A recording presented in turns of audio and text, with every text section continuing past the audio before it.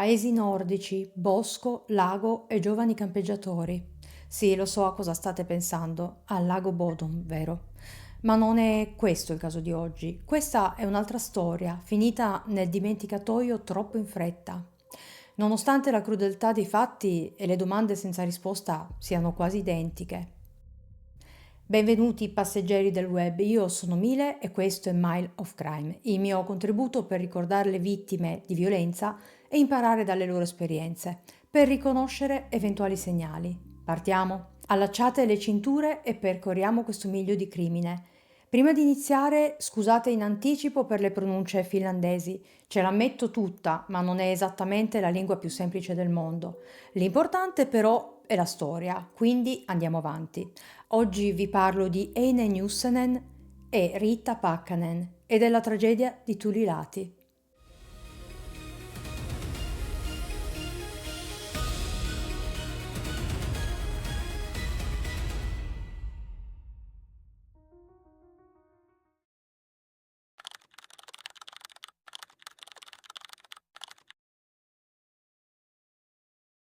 Eine Maria Nyssänen nasce il 26 settembre 1937 a Jyväskylä, nella Finlandia centrale.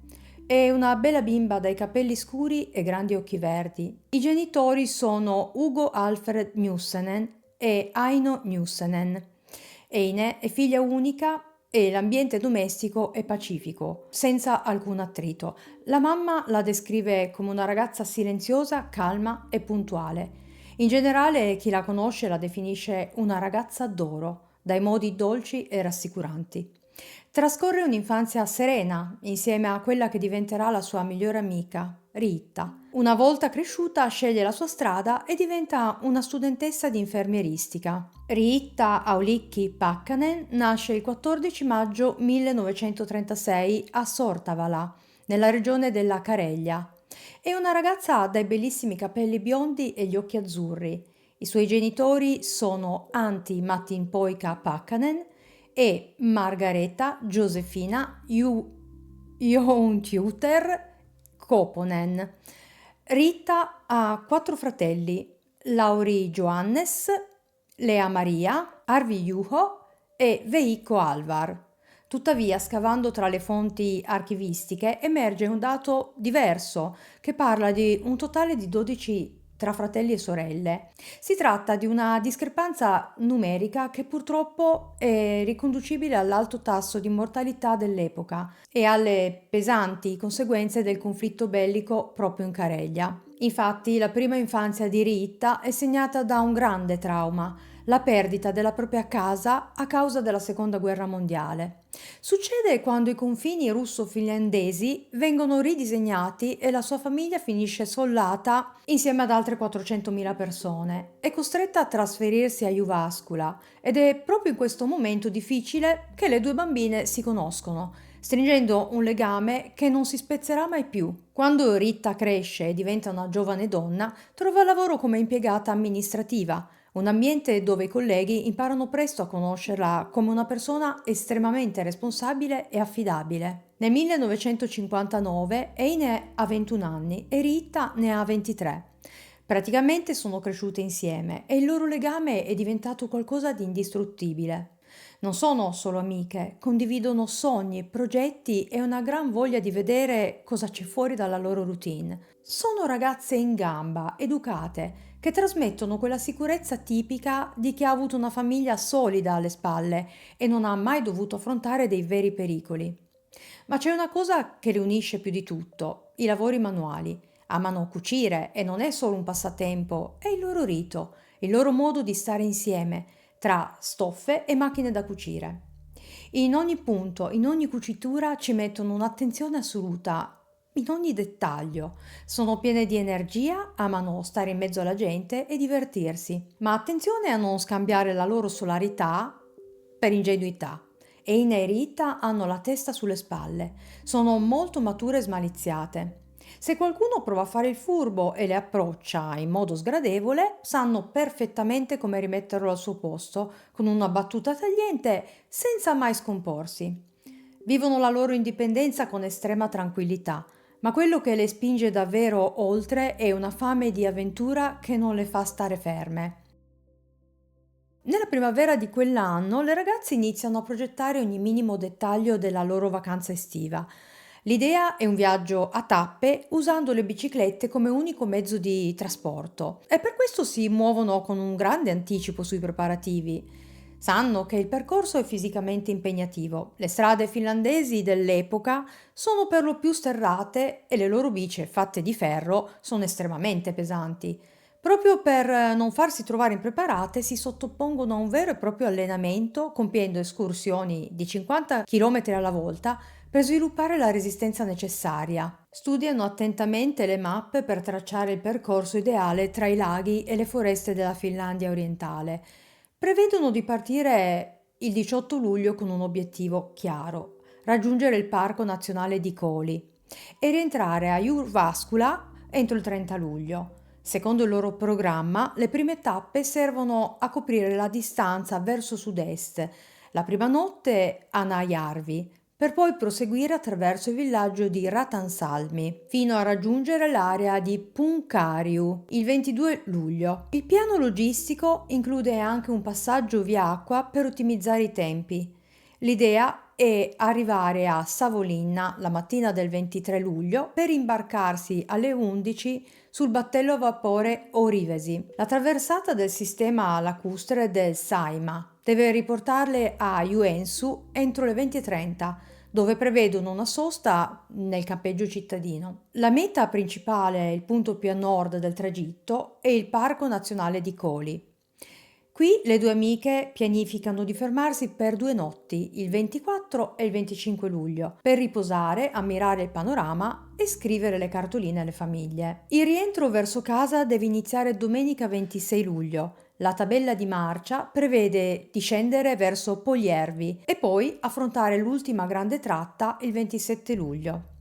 Il percorso stabilito è serrato, devono superare i traghetti di Kasama e Onkisalmi, attraversare Vitari e raggiungere la zona di Heinävesi. L'obiettivo finale di quella giornata è spingersi fino a Varkaus, coprendo circa 50 km di strada.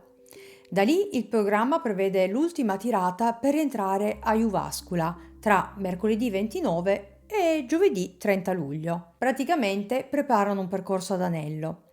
Mettono anche da parte dei risparmi, circa 15.000 marchi finlandesi, che oggi sarebbero più o meno 400 euro. Sanno che questa cifra basterà a patto di vivere in modo frugale, dormendo in tenda ed evitando hotel e ristoranti costosi.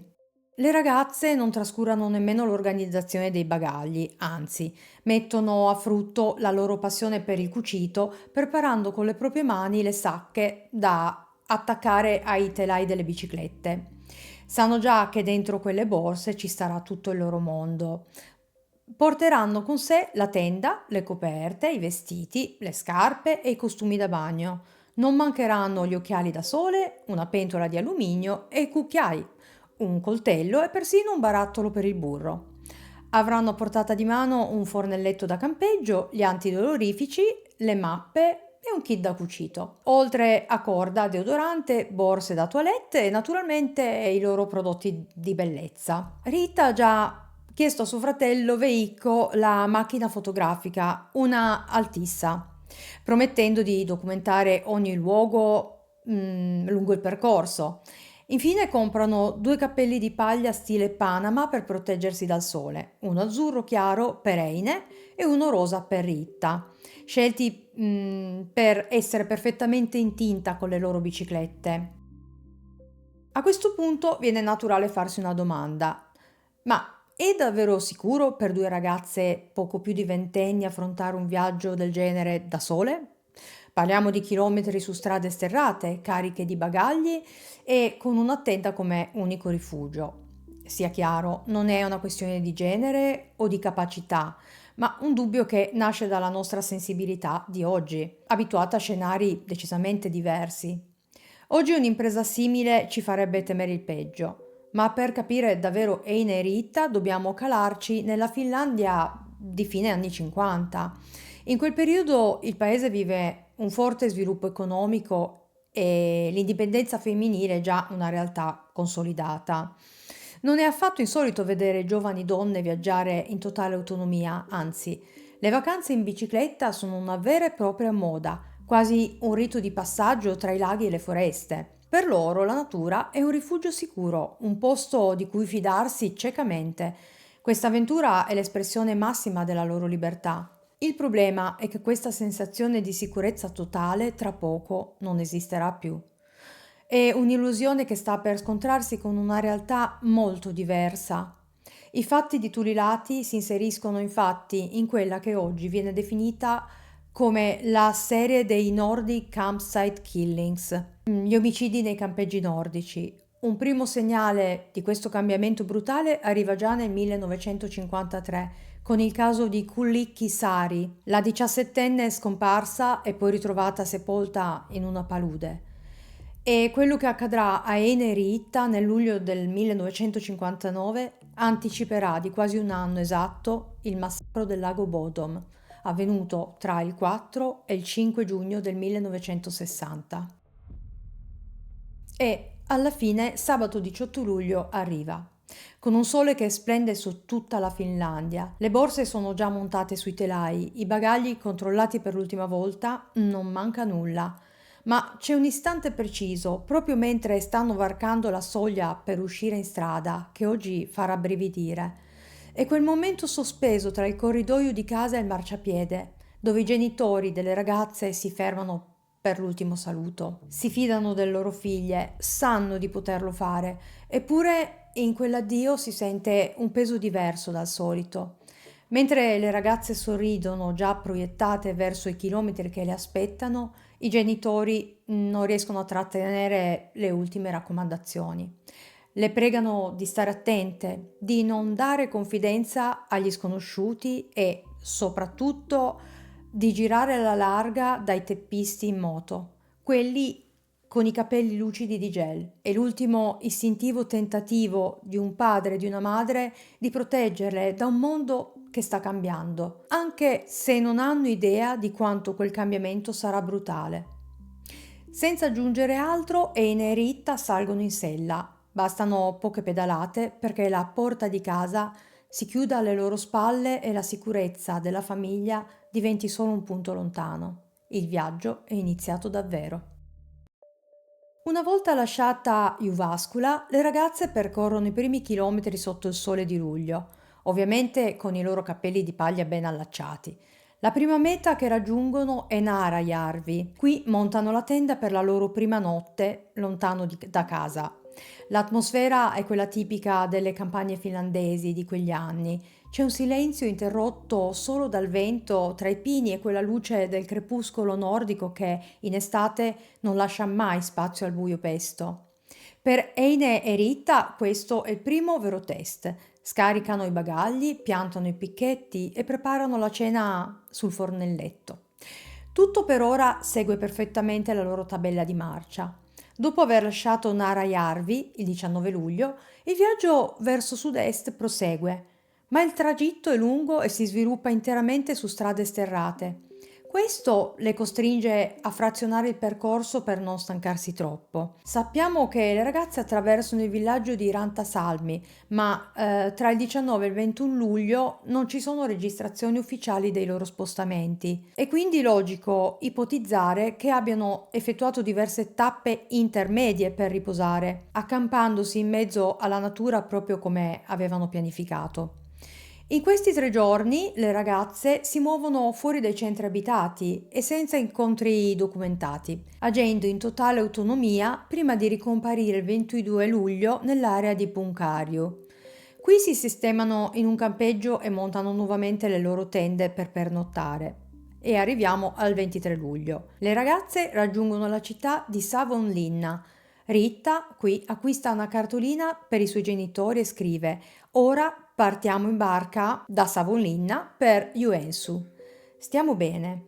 È una cartolina che spedirà poi effettivamente da Joensuu. Alle 11 caricano le biciclette e si imbarcano sul battello a vapore Orivesi. Una volta sbarcate a Yuensu, le ragazze si preparano per la tappa successiva verso nord. Il 24 luglio, verso le 23, le ragazze arrivano finalmente al Parco Nazionale di Koli. Il campeggio è pieno di gente, ci saranno almeno 300 persone tra le tende, è un ambiente sereno, brulicante di vita, uno di quei posti dove la sicurezza non è nemmeno in dubbio, la respiri e basta. Il giorno dopo, il 25 luglio, si prendono il loro premio per tutta quella fatica. Passano la giornata ammirando il panorama dalle cime delle colline.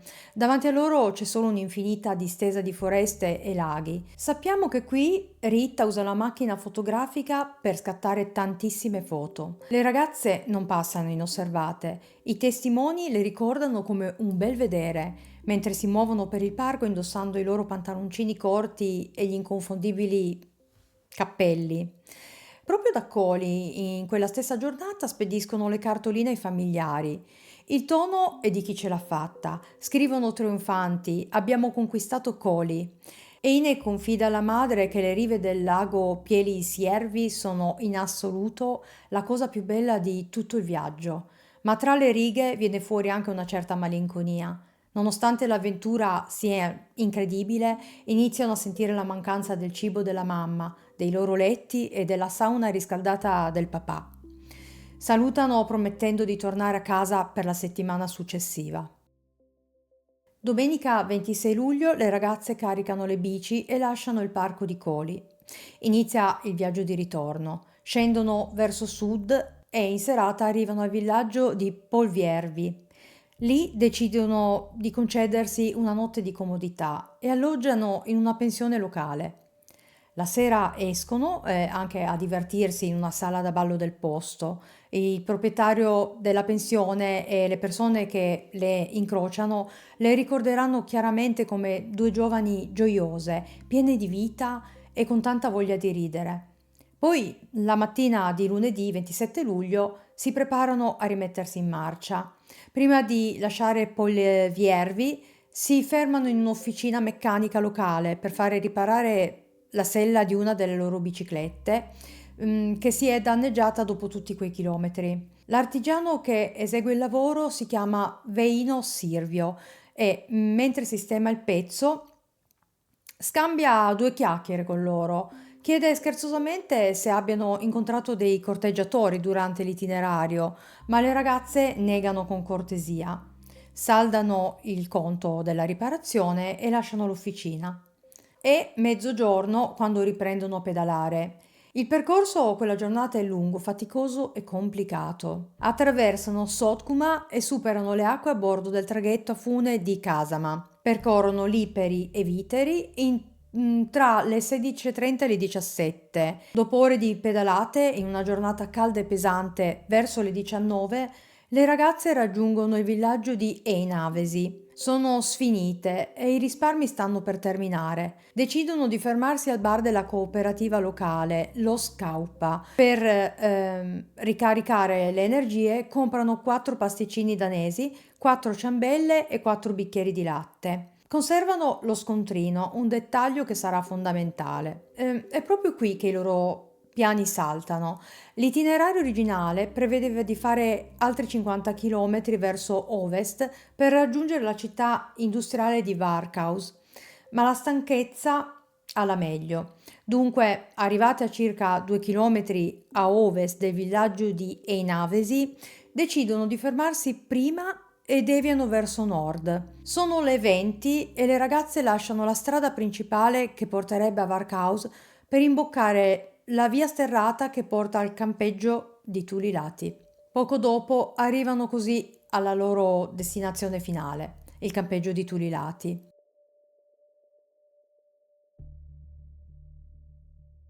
È un luogo estremamente remoto e primitivo, quasi deserto, situato sulle rive del lago Kermajärvi. È nascosto da una fitta foresta di betulle. Non ci sono vere e proprie strutture, ma la natura è incontaminata e il lago luccica sotto la luce della sera. La serata è limpida e l'aria è ferma, anche se la temperatura scende a vista d'occhio, fino a toccare i 13 gradi. In totale solitudine, Eine e Rita scelgono uno spiazzo a pochi passi dal lago. Piantano la tenda, accendono un piccolo fuoco e preparano della cioccolata calda per accompagnare i dolci comprati poco prima in paese. Attorno a loro non c'è nessuno, regna un silenzio assoluto. Sembra la conclusione perfetta di un'altra giornata di viaggio. Mentre la luce dell'estate nordica inizia a farsi più fioca, poco dopo aver sistemato l'accampamento, un motoscafo accosta al piccolo molo. A bordo ci sono due giovani, Eiki Pelkonen, di 21 anni, e Keijo Ruskanen, di 18. Le ragazze non si spaventano affatto per quell'incontro inaspettato, anzi, l'atmosfera è rilassata e amichevole. Accolgono i nuovi arrivati con una battuta allegra. Ora abbiamo anche dei veri e propri pionieri qui. I quattro si sistemano tutti insieme intorno al fuoco, che con le sue fiamme inizia a scaldare l'aria sempre più fredda. Eine e Rita cercano di essere ospitali e offrono ai ragazzi un po' della loro cioccolata calda, ma loro rifiutano educatamente. A un certo punto Eine e Keijo si allontanano dal gruppo per inoltrarsi tra gli alberi, cercano della corteccia di betulla per alimentare il fuoco, ma mentre sono soli nel bosco il ragazzo tenta un approccio romantico, ma Eine, con la sua consueta ironia, lo respinge con garbo, mantenendo la situazione leggera. Man mano che le ore passano, l'aria diventa pungente, così Keijo recupera una coperta dalla tenda e i quattro si siedono vicini, stringendosi sotto il tessuto per scaldarsi e continuare a chiacchierare. Le ragazze, seppur socievoli, mantengono un briciolo di prudenza. Si presentano solo con i loro nomi di battesimo, ma decidono di non rivelare i cognomi a quegli sconosciuti. È un dettaglio che racconta molto della loro attenzione. Per passare il tempo, Eiki mette a frutto le sue abilità e usa la corteccia di betulla raccolta poco prima per intrecciare due piccoli cestini tradizionali, i tuokkoset. I ragazzi decidono di stare al gioco del mistero e tra una risata e l'altra incidono sul legno dei nomi fittizi per nascondere la loro identità. Si firmano come Matti Ovaskainen e August Lane. Prima di consegnarli aggiungono una dedica, un ricordo perenne. Infine, come a voler fermare il tempo, incidono l'ora esatta di quel momento, le 23:15. Subito dopo aver inciso il legno avviene l'ultimo scambio documentato tra i quattro. Prima di congedarsi, Keijo prende in prestito la macchina fotografica Altissa di Rita e scatta un'ultima foto alle due amiche, che posano sorridenti.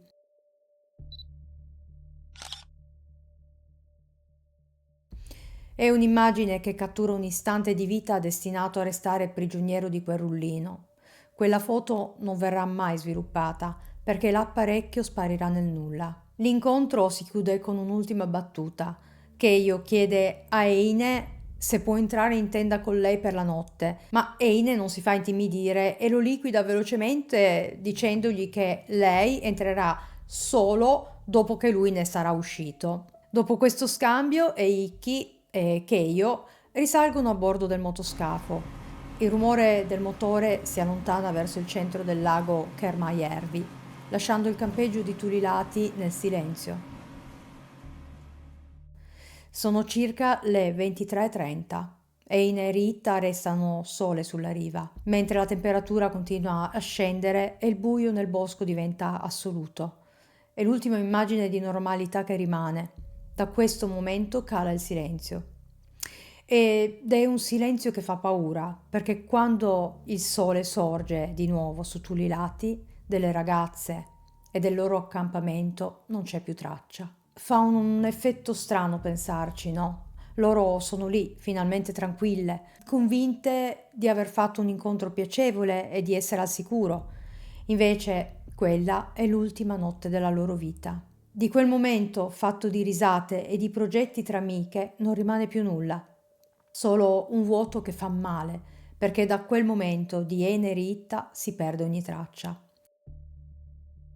Sarà proprio Keijo a segnare l'ultimo passaggio in quella zona e la sera di mercoledì 29 luglio sta tornando a casa dopo una serata da ballo. Passa dal campeggio e vede che è tutto vuoto, ma la cosa non lo preoccupa minimamente. Anzi, nota subito che i cestini di corteccia sono spariti e ne è quasi felice. Pensa che Eine e Rita li abbiano portati via con loro come ricordo della serata passata insieme. È convinto che abbiano semplicemente ripreso il viaggio, tenendo con sé quel piccolo regalo. A Juvascula intanto le famiglie aspettano. Il rientro delle ragazze è previsto tra mercoledì 29 e giovedì 30 luglio, ma i giorni passano e di loro non c'è traccia.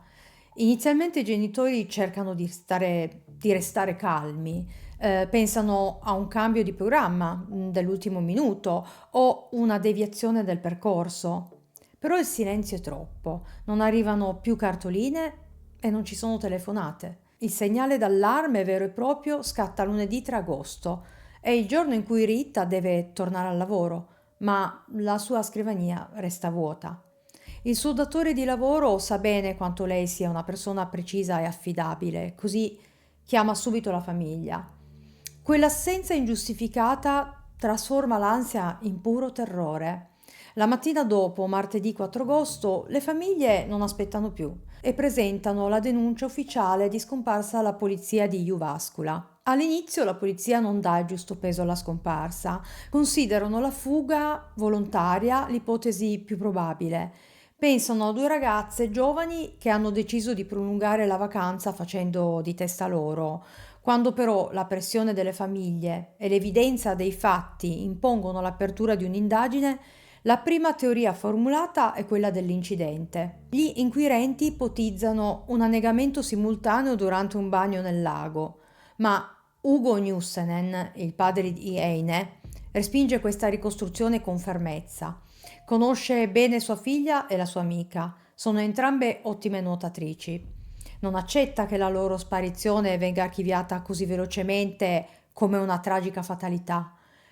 Le ricerche iniziano dunque con un certo ritardo e si concentrano inizialmente su Varkaus e Polviervi, basandosi sui luoghi che le ragazze avevano citato nelle ultime cartoline inviate a casa. L'incertezza cresce di giorno in giorno e l'intera nazione inizia a seguire il caso con il fiato sospeso. Davanti alla lentezza delle autorità, le famiglie non riescono più a stare a guardare e decidono di partecipare direttamente alle ricerche. Non è solo ansia, è la necessità di fare qualcosa quando senti che il tempo sta scorrendo via inutilmente. Il 6 agosto la notizia esplode a livello nazionale. Sono le stesse famiglie, nel disperato tentativo di smuovere le acque, a consegnare le foto delle ragazze alla stampa. Il quotidiano Helsing Sanomat le pubblica in prima pagina e la radio nazionale inizia a trasmettere ovunque le loro descrizioni fisiche. In tutta la Finlandia non si parla d'altro. Eine, 21 anni, capelli scuri e occhi verdi, e Ritta, 23 anni, capelli biondi e occhi azzurri. Viene chiesto a chiunque di segnalare l'avvistamento di due giovani su biciclette, una rosa e una blu, con i loro capelli di paglia stile Panama. I dipartimenti di polizia iniziano a ricevere una miriade di segnalazioni. Le ragazze vengono notate in diversi luoghi e ci sono dettagli specifici di cui gli inquirenti prendono nota. Tra questi emerge un particolare mezzo di trasporto avvistato più volte, un elemento che diventerà centrale in tutta l'indagine e di cui parleremo tra poco. Man mano che passano i giorni, quell'illusione di totale sicurezza che aveva accompagnato la partenza delle ragazze crolla definitivamente, lasciando spazio al panico. È una sensazione terribile, quella che doveva essere una vacanza spensierata tra amiche, in un paese che si sentiva al sicuro, si trasforma in un incubo nazionale. Più il tempo passa, più diventa chiaro che non si tratta di un ritardo o di una semplice deviazione, ma di qualcosa di molto più sinistro. La svolta decisiva nelle indagini arriva il 10 agosto. Quel giorno due ragazzi si presentano spontaneamente al commissariato di Ainavesi. Sono proprio Eiki e Keijo. Il loro ritardo nel farsi avanti è dovuto a una circostanza precisa. Subito dopo la serata trascorsa al campeggio, i due si erano inoltrati nei boschi per lavorare come apprendisti nel settore della selvicoltura. All'epoca in Finlandia era molto comune che i giovani trascorressero l'estate lavorando nel fitto dei boschi per imparare il mestiere del taglio e della gestione del legname. E a detta loro, solo quel giorno, accendendo la radio e ascoltando l'annuncio della scomparsa, avevano capito la gravità della situazione. Davanti agli inquirenti, i giovani forniscono una ricostruzione dettagliata. Ammettono di essere stati gli ultimi a vedere Eine e Ritta la sera del 27 luglio.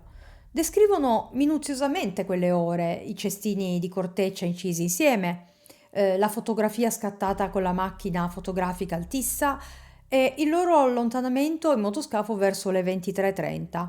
Subito dopo accompagnano gli agenti a Tulilati per indicare il punto esatto dove era montata la tenda, permettendo finalmente alla polizia di circoscrivere le ricerche. È fondamentale chiarire subito la posizione dei due ragazzi. Anche se sono i primi a finire sotto la lente di ingrandimento, la polizia li scagiona dopo una serie di accertamenti molto rigorosi. Nonostante si presentino spontaneamente, gli inquirenti non possono ignorare che sono stati gli ultimi ad avere un contatto con le ragazze. Per questo vengono interrogati a fondo e all'inizio di settembre scattano perfino dei fermi in due diverse occasioni. La loro posizione però si chiarisce definitivamente per tre motivi precisi. In primo luogo, le loro versioni dei fatti combaciano al millimetro. Vengono interrogati separatamente, ma il racconto della serata è identico in ogni dettaglio. In secondo luogo, il loro atteggiamento appare subito onesto e trasparente, non cercano di nascondere nulla, ammettendo persino di aver tentato degli approcci romantici con Eine e Riitta e di essere stati respinti. Questa sincerità, anche su dettagli potenzialmente imbarazzanti, convince gli investigatori della loro buona fede. Con la loro uscita di scena, come sospettati, l'indagine subisce una sterzata netta. Gli investigatori iniziano a convincersi di una cosa: il colpevole non viene da lontano. Le ricerche e gli accertamenti si spostano così verso la gente del posto. Si cerca qualcuno che conosca Turilati come le sue tasche, qualcuno capace di muoversi nel bosco senza sbagliare un passo. Grazie alle indicazioni precise dei due giovani sul punto esatto dell'accampamento, la polizia sposta il baricentro delle ricerche ai Nevasi. È un momento cruciale, gli investigatori smettono di brancolare nel buio tra i vari laghi della Finlandia e si concentrano su quel lembo di terra e di bosco. Non si cerca più una traccia generica, ma si scava nel dettaglio di Tulilati. Ogni metro di terreno viene passato a setaccio, perché è ormai chiaro che la risposta al mistero della scomparsa di Eine e Riitta si nasconde proprio lì, tra la vegetazione fitta e il silenzio del campeggio. È il 21 agosto 1959. Le speranze di trovare le ragazze vive sono ormai ridotte al minimo. Mauno Chiviao, un giovane soldato di leva impiegato nelle ricerche, sta setacciando palmo a palmo la zona paludosa a soli 200 metri dal campeggio.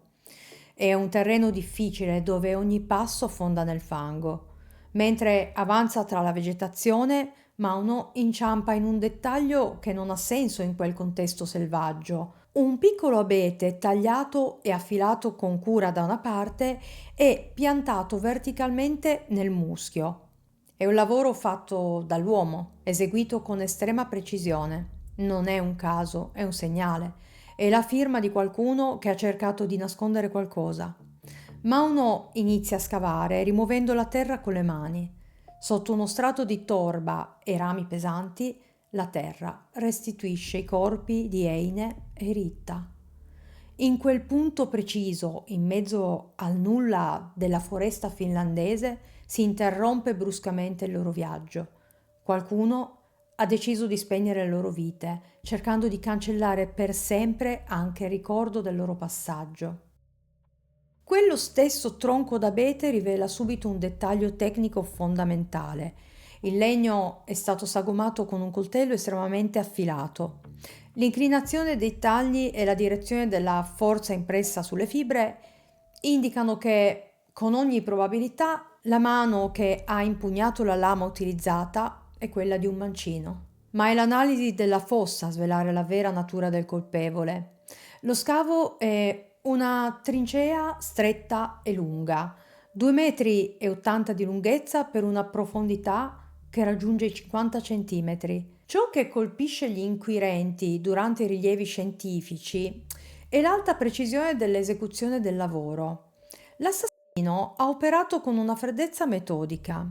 Ha sezionato le zolle di torba seguendo linee geometriche, asportandole per poi incastrarle nuovamente sopra i corpi. Ha mantenuto la vegetazione rivolta verso l'alto, ricostruendo il manto erboso per mimetizzare il terreno in modo che quella fossa sparisse completamente nel paesaggio. Questa perizia tecnica suggerisce un profilo specifico e una persona abituata a maneggiare strumenti da scavo con competenze tipiche di un pioniere militare o di un escavatorista. Quando la terra viene rimossa, la scena si presenta in tutta la sua brutalità. I resti delle due giovani sono ammassati l'uno sull'altro per forzarli in quello spazio ridotto.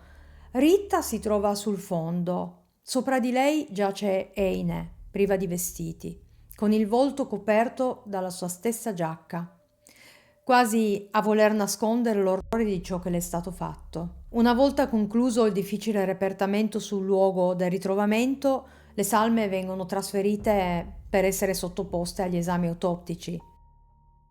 Ma mentre i medici legali iniziano il loro lavoro, emerge un dettaglio fondamentale e purtroppo disastroso sulla gestione iniziale delle indagini. Un errore sistematico che comprometterà per sempre l'intero caso.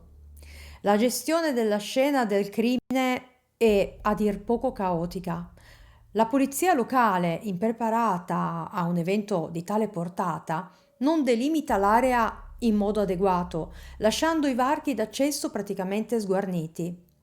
La notizia del macabro ritrovamento si sparge a macchia d'olio in tutta la regione e il campeggio viene letteralmente invaso da una folla incontrollata di curiosi. Sotto la pioggia battente che già di per sé rende il terreno instabile, centinaia di persone si riversano nell'area boschiva, calpestano il fango, inquinano irrimediabilmente la scena e distruggono le impronte dei passi e dei pneumatici che avrebbero potuto portare al colpevole. Molti, spinti da una curiosità morbosa, arrivano a raccogliere oggetti da terra come macabri souvenir, sottraendo prove che sarebbero state preziose per i rilievi scientifici. La situazione sfiora il surreale quando il sito della tragedia si trasforma in una sorta di fiera dell'orrore. Alcuni venditori ambulanti approfittano del raduno per piazzarsi ai margini del bosco vendendo snack e bevande agli spettatori accorsi a guardare il recupero dei corpi. Questa totale mancanza di leadership e di protocolli di sicurezza fa sì che la raccolta dei campioni e dei reperti sia del tutto casuale, frammentaria e priva di rigore. È un disastro investigativo senza precedenti, che lascerà i futuri inquirenti senza basi solide su cui lavorare. Nelle sale autoptiche di Savonlinna i medici legali si trovano davanti a una realtà brutale. I referti non descrivono un semplice delitto, ma un'aggressione condotta con due armi diverse, un'arma da taglio e un oggetto pesante e contundente. I referti autoptici di Rita descrivono una realtà brutale. La causa del decesso è da attribuire a gravi traumi cranici, provocati dall'impatto di un oggetto contundente e pesante, probabilmente una pietra o un grosso ramo recuperato direttamente nel bosco. Si evidenziano colpi sferrati con una forza estrema.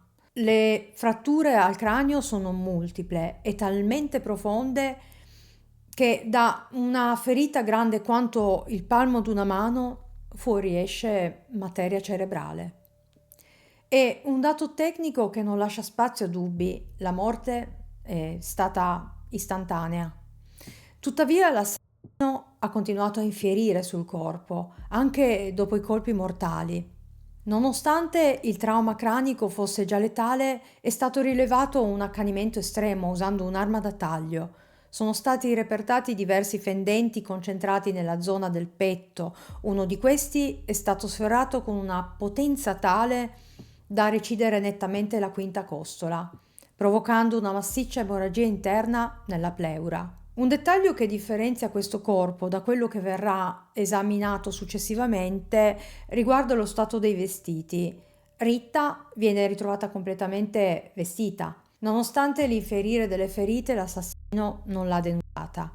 Anche su di lei il dato che sciocca gli inquirenti è l'assenza totale di ferite da difesa. Nessun segno di lotta sulle braccia o sulle mani e la conferma di un attacco fulmineo avvenuto nel buio, che ha annullato ogni possibilità di reazione. Per quanto riguarda Eine, il referto autoptico restituisce il quadro di un'aggressione altrettanto violenta, condotta con una ferocia sistematica. I medici legali individuano la causa del decesso e una grave emorragia interna, scatenata da una ferita da arma da taglio che le ha perforato un polmone. L'analisi dei fendenti rivela la forza di impatto utilizzata. Eine è stata colpita nella schiena, nello spazio tra la scapola sinistra e la spina dorsale, con un colpo così profondo da raggiungere il lobo inferiore del polmone sinistro. Un'altra ferita critica è stata riscontrata sotto l'ascella destra, tra la terza e la quarta costola. In questo caso la violenza è stata tale da incrinare l'osso prima di penetrare in profondità nei tessuti, ma i rilievi scientifici evidenziano che l'arma bianca non è stata l'unico mezzo di offesa. I medici hanno rinvenuto emorragie sottocutanee su entrambi i lati della cartilagine tiroidea e muco insanguinato nella trachea, segni inequivocabili che Eine è stata strangolata mentre era ancora in vita. A questo si aggiunge un'ulteriore lesione, una ferita di circa 1 x 3 cm sulla parte interna della coscia sinistra, causata dall'impatto con un corpo contundente. Come per Itta, anche sul corpo di Eine il dato tecnico più rilevante è l'assenza totale di ferite da difesa. Nonostante la varietà delle lesioni e la progressione della violenza, non c'è traccia di reazione. Questo conferma che la ragazza è stata sopraffatta nel sonno, uccisa in un silenzio assoluto prima ancora di poter accennare a un minimo tentativo di protezione. Infine c'è quel dettaglio che parla della freddezza dell'assassino. Eine viene ritrovata nuda, ma con il volto coperto dalla sua stessa giacca. Un gesto che nel linguaggio criminale può indicare la volontà del killer di nascondere l'orrore da lui stesso interpretato o l'incapacità di sostenere lo sguardo della vittima dopo averle tolto la vita. Tornando alle indagini che nel frattempo si stanno svolgendo sul posto, i rilievi scientifici nell'area del campeggio rivelano quanto l'assassino abbia temporeggiato per ore nel tentativo di cancellare ogni traccia del passaggio delle ragazze. È stata un'operazione di pulizia sistematica. La tenda viene ritrovata squarciata, ridotta a brandelli e nascosta lontano dal sito dell'occultamento dei corpi, ma con un'anomalia che salta subito all'occhio degli inquirenti. Manca l'intera base della struttura, una sezione che non verrà mai rinvenuta. Tutto questo delinea un'ipotesi precisa nella mente degli inquirenti. L'assassino seleziona con cura cosa far sparire e cosa abbandonare. Forse quella specifica sezione di stoffa è troppo compromessa da prove biologiche per essere semplicemente nascosta nelle vicinanze. Magari, oltre al sangue delle vittime, ci sono tracce biologiche riconducibili proprio all'aggressore? È un sospetto concreto. L'autore del delitto preferisce asportarla e farla sparire, piuttosto che rischiare il repertamento di elementi che lo incastrerebbero in modo inequivocabile. Anche i bagagli sono stati violati. Le bisacche appaiono rovistate e il denaro è stato sottratto, un dettaglio che apre la pista della rapina, anche se l'eccesso di violenza riscontrato sui corpi suggerisce un accanimento che nulla ha a che vedere col semplice furto. E c'è una lista precisa di oggetti che l'assassino ha deciso di portare via con sé, sottraendoli definitivamente alla scena del crimine. La macchina fotografica Altissa, un portamonete di stoffa rossa e un libro di inni religiosi che apparteneva alle ragazze. Questi elementi, insieme ai contanti, non verranno mai ritrovati, lasciando il dubbio se siano stati distrutti o conservati come macabri trofei di quella notte. Poco distante, vicino a un albero caduto, il terreno restituisce invece ciò che il killer ha considerato superfluo. Viene repertato l'orologio di Rita, che presenta il cinturino spezzato come se fosse stato strappato con estrema forza, ma è il ritrovamento di uno scontrino del bar Ossus Caupa a rivelarsi un tassello fondamentale per le indagini. Viene infatti riconosciuto da un cameriere del locale, confermando senza ombra di dubbio l'ultimo spostamento certo delle due amiche. Si stabilisce infatti che le ragazze erano passate dal centro del villaggio nel tardo pomeriggio del 27 luglio, intorno alle ore 19, e la prova definitiva. Le ragazze hanno attraversato l'abitato poco prima di dirigersi verso il campeggio per accamparsi per l'ultima volta. Poi viene trovato un sacchetto di biscotti ormai vuoto, anche i due cestini in corteccia. I manufatti che i ragazzi del motoscafo avevano inciso per le ragazze sono stati fatti sparire. L'assassino si è preso il disturbo di scendere fino alla riva per seppellirli sotto la sabbia della spiaggia. E sempre in quella spiaggia viene ritrovata la pagina strappata da una rivista pornografica. Infine, durante i sopralluoghi intorno alla fossa, gli investigatori trovano l'attrezzo usato per scavare, una pesante pala di ferro. Non è stata gettata via, è stata nascosta con cura sotto uno strato di muschio, poco lontano dai corpi. La polizia fa un ragionamento logico: un attrezzo così pesante non arriva da lontano. E iniziano a setacciare le proprietà intorno al campeggio e arrivano in una fattoria che dista appena 500 metri. La pala appartiene ai fratelli Lauri, Marti e Reino Liutikainen. Quando la polizia si presenta presso la loro fattoria, i tre riconoscono subito l'oggetto, ma hanno una spiegazione. Dicono che quella pala è stata rubata dal loro cortile la notte del 27 luglio, proprio mentre stavano lavorando alla costruzione di una sauna. Il 4 settembre 1959 le indagini segnano un punto di svolta con il ritrovamento delle biciclette di Eine e Ritta.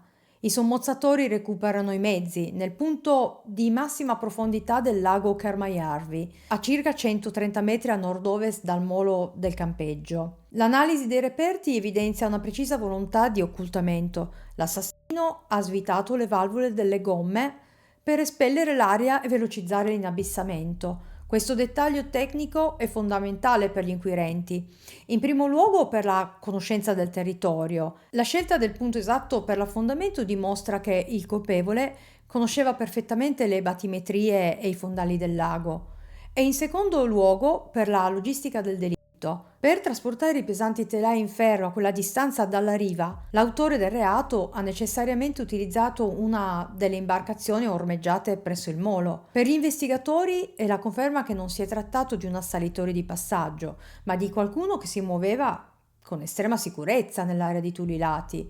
Facendo domande nelle vicinanze, vengono a sapere che la fattoria dei Luttikainen è sorvegliata da un cane da guardia feroce, noto in tutta la zona per abbaiare aggressivamente a qualsiasi estraneo si avvicini. Eppure, la notte in cui la pala viene sottratta, l'animale rimane nel silenzio più assoluto. A questo punto la polizia decide di agire e arresta ufficialmente i fratelli Luttikainen. Quindi i tre vengono portati in centrale e messi sotto torchio per spiegare il silenzio del cane. Ma l'interrogatorio non porta a nulla. I fratelli continuano a ripetere che quella notte il cane aveva dormito in casa, ma durante l'interrogatorio Reino fornisce un dettaglio che spinge gli investigatori ad approfondire la sua posizione. Afferma di aver incrociato Ikki e Keijo, i due ragazzi che quella sera avevano passato del tempo con Eine e Ritta. Reino dichiara che gli avrebbero chiesto di passare al campeggio per salutare le ragazze da parte loro. Ma le parole di Reino aprono una falla logica che la polizia nota subito. Eine e Ritta sono due turiste appena arrivate a Jyväskylä. Sono completamente estranee alla comunità locale. Gli inquirenti si pongono una domanda precisa. Perché Eiki e Keijo avrebbero dovuto incaricare un uomo più grande, che nemmeno conosceva le turiste, di recapitare un saluto in piena notte? Questo dettaglio sposta l'attenzione sulla condotta di Reino. Il sospetto degli investigatori è che l'uomo non stesse eseguendo una commissione per i due ragazzi, ma che stesse usando i loro nomi per giustificare la sua presenza vicino alla tenda in un orario in cui nessuno avrebbe dovuto essere lì. Nonostante questa palese contraddizione, la pala e i sospetti legati all'inspiegabile silenzio del cane da guardia, la giustizia si scontra con i limiti della scienza dell'epoca. Gli investigatori passano al settaccio i vestiti dei fratelli, ma non trovano alcuna traccia biologica o prova materiale che li colleghi al massacro. Senza prove fisiche, la polizia è costretta a rilasciare i tre fratelli. Questa dichiarazione però si incastra con un altro pezzo del puzzle che la polizia ha già in mano. Il 10 agosto infatti i due giovani menzionati da Reino si erano già presentati spontaneamente al commissariato. I due avevano ammesso di essere stati gli ultimi ad aver visto le ragazze vive. Vengono nuovamente convocati alla centrale e non è chiaro dalle fonti quale sia stata la loro posizione rispetto alla testimonianza dei fratelli. Ma è proprio in questo momento che Eiki e Keijo consegnano agli inquirenti la chiave per una nuova, terribile direzione. Rivelano di essersi accorti quella sera di non essere soli. Keijo descrive un uomo misterioso a bordo di un motorino, fermo all'incrocio che porta al campeggio di Tulilati. È l'uomo che tutta la Finlandia cercherà con un nome che diventerà un incubo nazionale, l'uomo in motorino. E qui i tre fratelli e i due giovani Eiki e Keijo escono definitivamente dalle scene. E secondo me questo ha dell'incredibile. Loro sono per loro stessa ammissione le ultime persone ad aver visto Eine e Rita. Sappiamo che i loro approcci erano stati respinti, ma sono due i dettagli che meritano un'analisi approfondita. Primo, i cestini di corteccia. I ragazzi vi incidono sopra dei nomi falsi. Matti Ovaskainen e August Lane. Uno scherzo o una precisa strategia di anonimato in caso di escalation? Su quegli stessi cestini viene incisa l'ora esatta, le 23:15. Secondo, la genesi del sospetto. Quando la polizia brancola nel buio, sono proprio Eiki e Keijo a indirizzare gli inquirenti verso il misterioso uomo in motorino. Sotto il profilo criminologico, questo appare come il depistaggio perfetto. Fornire un capro espiatorio esterno per allontanare la pressione dai residenti. Oltretutto, un testimone riferirà di aver visto due uomini arrivare al campeggio in barca la notte successiva agli omicidi. Per perfezionare l'occultamento?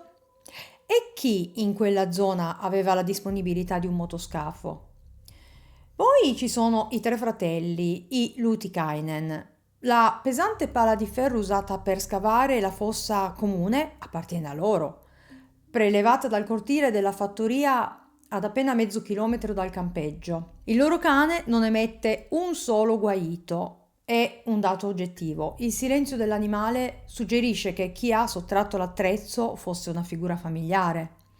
Non meno inquietante è l'affermazione di uno dei fratelli Reino. Dichiara di essersi diretto al campeggio in piena notte per portare i saluti di Eiko e Keijo a due ragazze che non aveva mai visto prima. Una ammissione di presenza sulla scena del crimine in un orario compatibile con il delitto, il che non ha davvero senso. Infine, la logistica.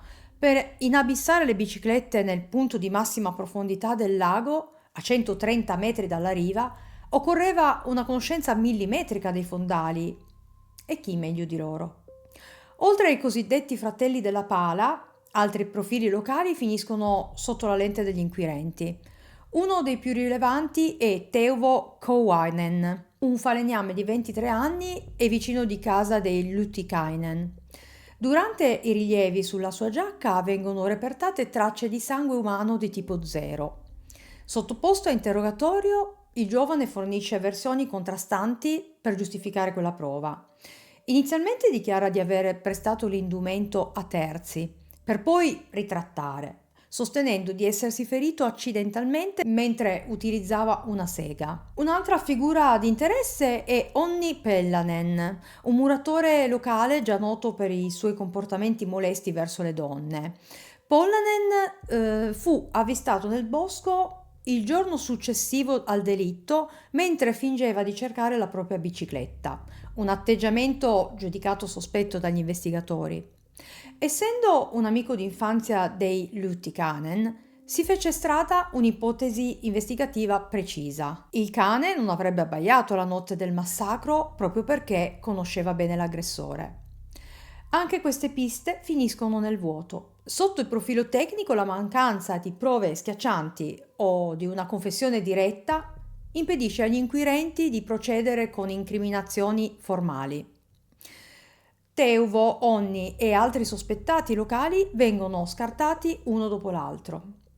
Senza elementi oggettivi per collocarli in modo inequivocabile alla scena del crimine, le autorità preferiscono concentrarsi altrove, alimentando l'idea che la verità sia stata sacrificata in favore di una soluzione più rapida, più comoda. Gli investigatori cadono vittime della tunnel vision, la visione a tunnel, e adesso capirete.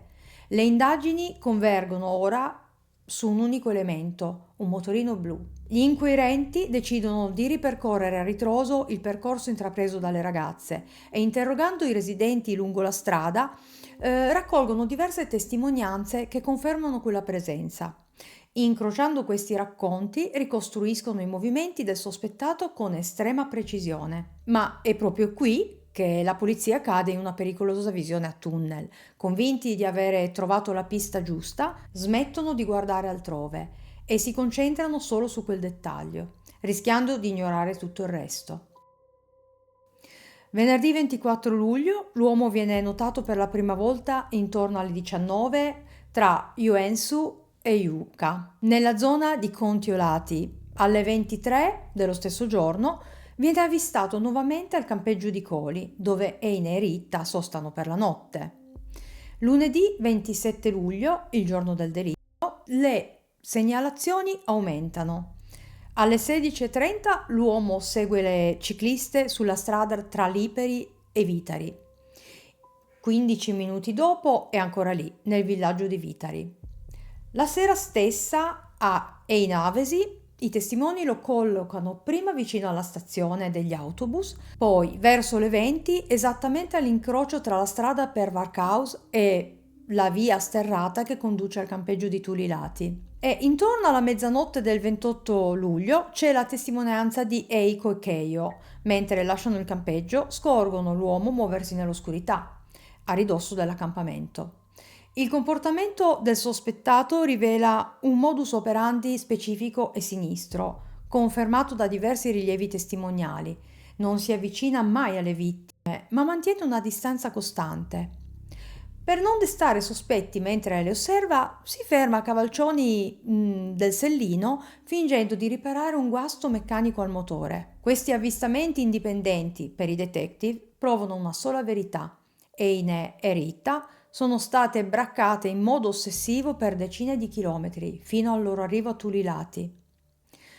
Nel novembre del 1959 la polizia annuncia la cattura del sospettato, identificato come il famigerato uomo in motorino. Si tratta di Erik Runar Holmström, 36 anni, un criminale recidivo originario dell'Ostrobotnia, a oltre 400 km di distanza da Tulilati. L'indagine vira bruscamente su Holmström a causa di una delazione inaspettata, quella di suo fratello Arne. È lui a collocare Runar sulla scena del crimine, dichiarando pubblicamente che l'autore del massacro di Einävesi è suo fratello, avendolo notato nell'area del campeggio con il motorino.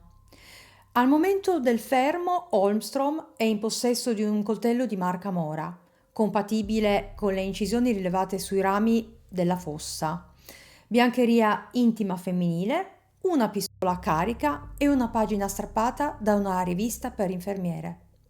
Poiché Eine era una studentessa di infermieristica, la polizia vede in quel foglio un trofeo o un legame diretto e ossessivo con la vittima. Agli inizi di febbraio del 1960 la polizia conduce Holmstrom a Einavesi e Lieksa e l'obiettivo è sottoporlo al riconoscimento da parte dei testimoni oculari.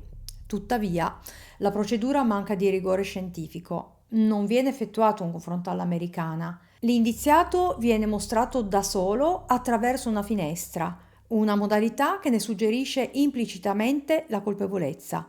I testimoni confermano la compatibilità dei tratti somatici e della corporatura con l'uomo avvistato sul motorino blu. Il momento più critico dell'inchiesta avviene durante il trasferimento verso il carcere di Vasa. Sotto la pressione di 4 agenti di scorta, Holmstrom crolla in una confessione ufficiosa. Ammette di aver pedinato le ragazze da Lipari a bordo del suo motorino Solifer. Fornisce dettagli che all'epoca non erano di dominio pubblico. Descrive i problemi meccanici al suo mezzo, la catena che cadeva e il carburatore intasato, che lo costringevano a soste frequenti. Ma il dato più inquietante riguarda ciò che avrebbe visto nel bosco. Riferisce di aver spiato i 2 giovani del posto, Eiki e Keio, mentre tentavano approcci fisici non graditi con le ragazze. Informazione questa che non è stata resa pubblica. Menziona inoltre la presenza di una coppia su una scogliera e di un uomo corpulento che usciva dalla vegetazione. Una volta giunto alla centrale di Vasa, l'indiziato ritratta ogni parola e si rifiuta di firmare il verbale. Dichiara di aver parlato solo per sfinimento e per il timore di essere incastrato a causa dei suoi precedenti. E in effetti l'uomo si trova già in custodia per l'ennesima serie di furti aggravati. Il suo fascicolo delinea un criminale recidivo con circa 7 anni di detenzione alle spalle. Il suo profilo sembra quello di un ladruncolo seriale, specializzato in truffe e furti con scasso.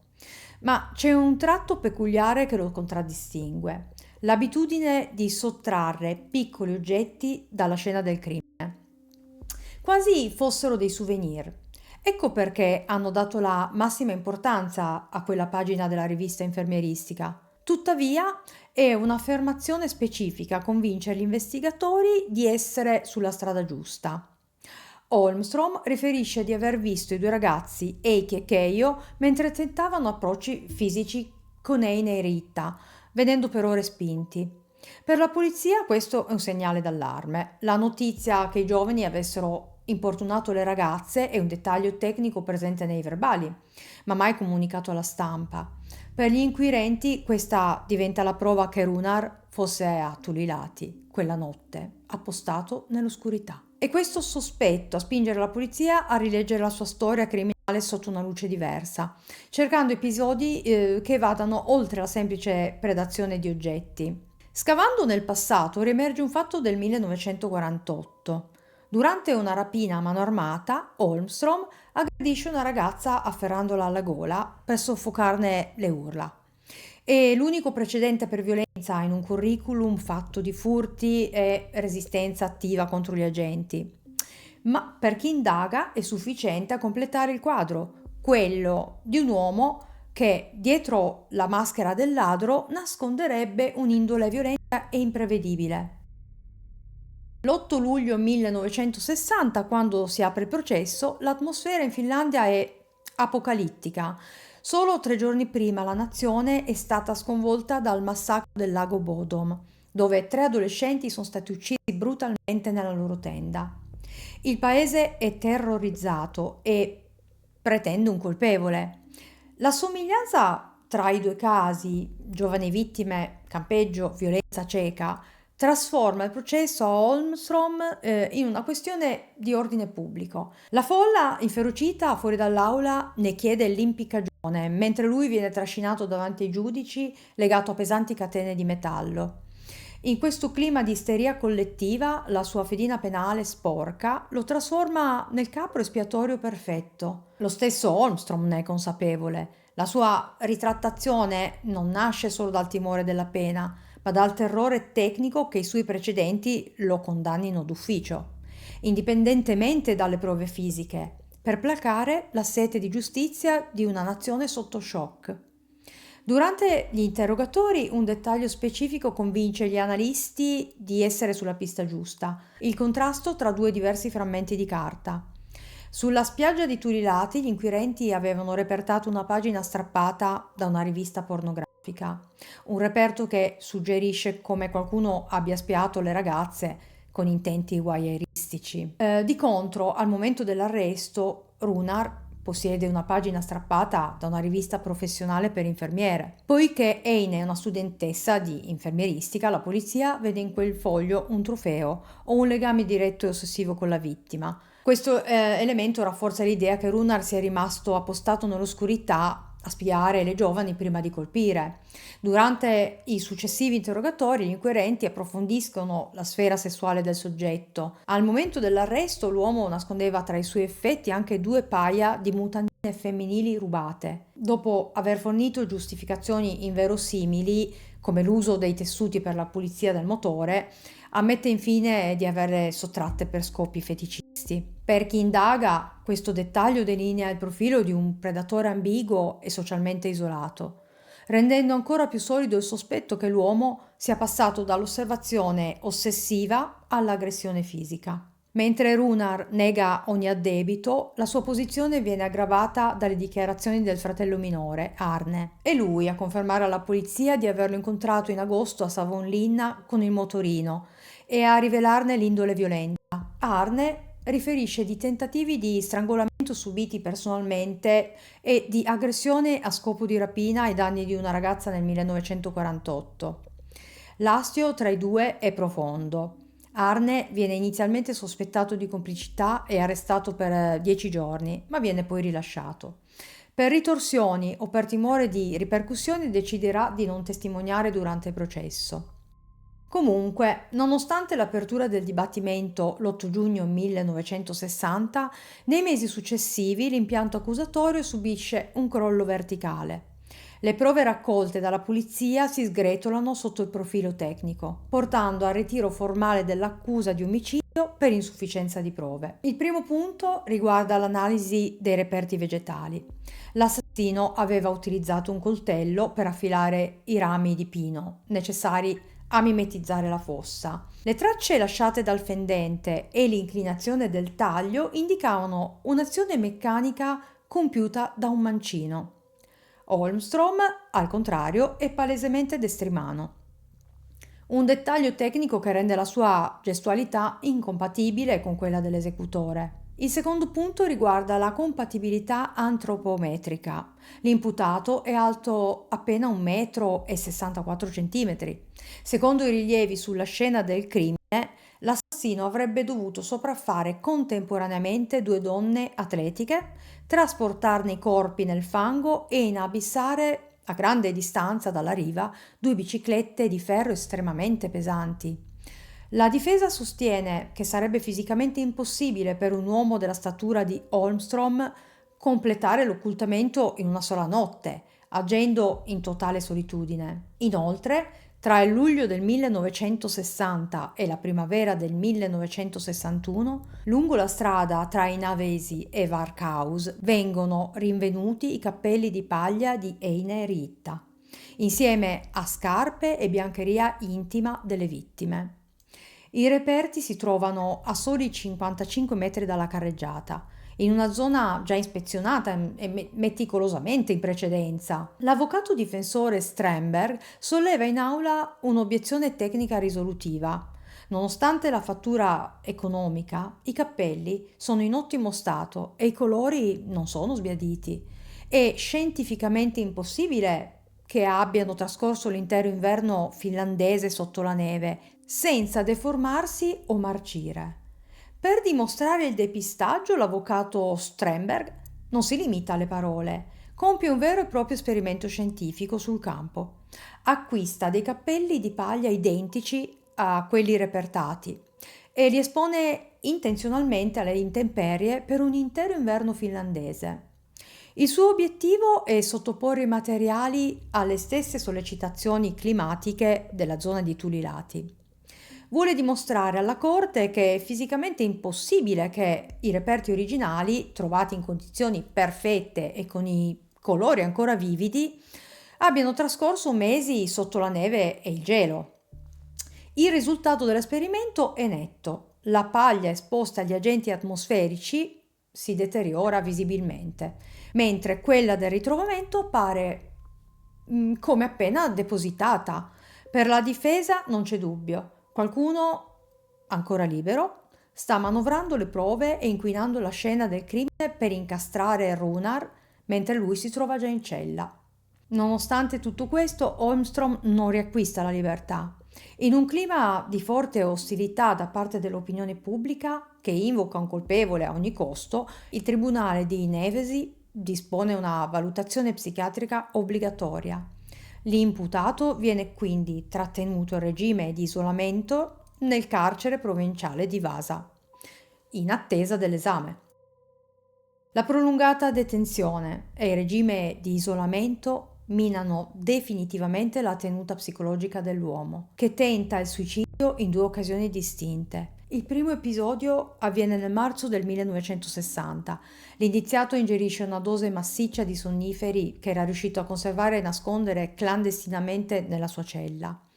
Prima di compiere il gesto scrive un biglietto in cui ribadisce la propria innocenza, dichiarando di non poter più sopportare la pressione, il peso delle accuse mosse contro di lui. In un secondo momento emerge nuovamente la figura ambigua del fratello del sospettato. Le guardie carcerarie, durante i controlli di routine sulla corrispondenza, intercettano una Bibbia spedita proprio da lui e indirizzata al detenuto. All'interno del libro, occultati con cura tra le pagine, vengono rinvenuti 2,2 grammi di codeina. Si tratta di una quantità di farmaco potenzialmente letale che conferma un ulteriore tentativo di fornire all'uomo i mezzi per togliersi la vita. Dopo 18 mesi di carcerazione preventiva, la situazione giunge all'epilogo definitivo. Nelle prime ore del mattino dell'8 maggio 1961, all'età di 37 anni, Erik Runar Holmstrom si toglie la vita all'interno della sua cella. Per compiere l'atto, l'uomo utilizza un cappio rudimentale fabbricato con cura, intrecciando le lenzuola del suo letto. Il ritrovamento del corpo da parte delle guardie carcerarie segna la fine di ogni possibile verità giudiziaria. A differenza del primo tentativo di suicidio dell'anno precedente, questa volta non viene rinvenuto alcun messaggio scritto. Non c'è nessuna confessione lasciata sul tavolo, nessuna spiegazione finale e nessun ultimo tentativo di ribadire la propria innocenza. Holmstrom se ne va in silenzio, lasciando il caso di tutti i lati in un limbo che dura ancora oggi. Con il suicidio di Runar il processo si interrompe bruscamente e si conclude senza un verdetto. Nonostante l'assenza di una condanna, le autorità decidono di interrompere le ricerche di altri sospettati, considerandolo il responsabile dei delitti. È una scelta che scatena critiche feroci. Per l'opinione pubblica e la stampa, Holmstrom è il capro espiatorio ideale, un uomo sacrificato per placare il terrore della nazione. Ma la verità è un'altra. Ufficialmente il massacro di Tulilati rimane un cold case. Questo significa che nonostante i decenni trascorsi, il fascicolo non è mai stato chiuso definitivamente. È un'indagine tecnicamente ancora aperta, in attesa di quella prova risolutiva che non è mai arrivata. Proprio questa mancanza di una verità giudiziaria ha permesso al mistero di continuare a scavare nella memoria collettiva, alimentando teorie alternative che portano lontano da quella cella. Soprattutto, l'ombra del sospetto converge su una figura enigmatica e inquietante: Hans Assmann. Si tratta di un immigrato tedesco con un curriculum che scotta. Ex guardia nazista e sospettato di essere stato un agente operativo del KGB. Il suo nome non è nuovo agli archivi. Al contrario, il profilo di Assmann emerge sistematicamente nei più efferati cold case finlandesi, compreso il massacro del lago Bodom. Non parliamo di un criminale improvvisato, ma di un uomo con una formazione militare d'élite e una propensione alla violenza che lo rendono un soggetto di estremo interesse investigativo. La sua capacità di gestire situazioni ad alto rischio e la sua freddezza lo pongono su un piano completamente diverso rispetto a Holmstrom. La sua figura trasforma un delitto locale in un enigma internazionale, portando l'indagine verso scenari che la polizia di allora forse non ha avuto il coraggio di approfondire fino in fondo. Nel 1997, ormai in punto di morte, rilascia una dichiarazione che lascia molti dubbi a un ex ispettore di polizia. Parla di un incidente del passato, qualcosa che doveva essere insabbiato a ogni costo, anche se il riferimento potrebbe riguardare l'omicidio di Kyllikki Sari, avvenuto 6 anni prima di Tulilati, in circostanze analoghe. I rilievi che lo collegano a questo caso sono altrettanto pesanti. L'ex moglie dell'uomo, infatti, riferisce dettagli che col senno di poi assumono un peso diverso. Ricorda che la notte del delitto di Eine Ritta, il marito era rientrato a casa con l'autovettura danneggiata e le calzature completamente sature d'acqua. Aveva notato anche che gli mancava un indumento rispetto a quando era uscito, come se se ne fosse sbarazzato. A questo si erano aggiunte le testimonianze raccolte sul campo. Alcuni testimoni ricordavano perfettamente due uomini di lingua tedesca nell'atto di acquistare una mappa del campeggio, proprio pochi giorni prima della tragedia. Sotto il profilo tecnico-investigativo, la figura di Asman suggerisce uno scenario coordinato, un'aggressione letale seguita da un'operazione metodica di occultamento dei cadaveri e inabissamento dei mezzi. In questo contesto, l'azione giudiziaria contro Runar Holmstrom non sarebbe stata altro che lo strumento finale di questo insabbiamento, necessario per fornire un colpevole all'opinione pubblica, mentre i reali responsabili si sottraevano all'identificazione sfruttando la fitta vegetazione della foresta. Resta poi la pista alternativa che converge invece direttamente sul contesto locale. La precisione millimetrica dell'occultamento eseguito nell'oscurità della foresta suggerisce una padronanza del territorio che solo un residente poteva possedere. Sotto il profilo logistico, l'autore del reato ha dimostrato di conoscere perfettamente le dinamiche del luogo, che dicevo poco fa, il furto dell'attrezzatura, ovvero la pala senza essere disturbato dal cane e la gestione dei mezzi. Il colpevole sapeva esattamente quale imbarcazione sottrarre e conosceva le batimetrie del lago, individuando il punto di massima profondità per l'inabissamento delle biciclette. Questi rilievi tecnici contrastano nettamente con il profilo di Holmstrom, un forestiero giunto da oltre 400 km di distanza. Per molti investigatori e analisti questi dettagli escludono la possibilità di un assalitore occasionale, puntando invece il dito contro soggetti che abitavano e conoscevano profondamente l'area di Tulilati. Come vi dicevo, oggi, a oltre 60 anni di distanza, il duplice omicidio di Tulilati rimane ufficialmente in cold case. La KRP, Polizia Criminale Centrale, non ha mai archiviato definitivamente il fascicolo, continuando a verificare segnalazioni sporadiche. Immagino la devastazione per le famiglie, un epilogo del genere senza una conclusione, senza un vero colpevole. La condanna l'hanno scontata loro. E una riflessione. Vi ricordate le ultime parole che questi genitori avevano pronunciato alle loro figlie? Prima della partenza si erano raccomandati: non date confidenza ai ragazzi in motorino, quelli con il gel nei capelli. Mi fa tenerezza pensare a questo consiglio così semplice, d'altri tempi. Cercavano di proteggerle nell'unico modo che conoscevano, senza immaginare che quella stessa prudenza, quel loro essere brave ragazze, non le avrebbe salvate da una furia che non ha avuto pietà di nulla.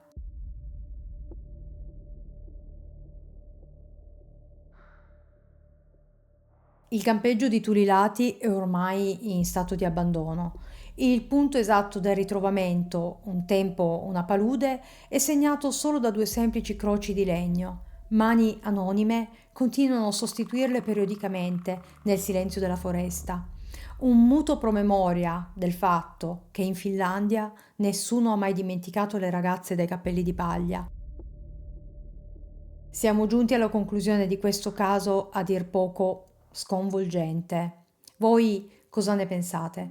Credete che i rilievi tecnici scagionino Runar Holmstrom o che la sua condotta lo rendesse l'unico sospettato plausibile?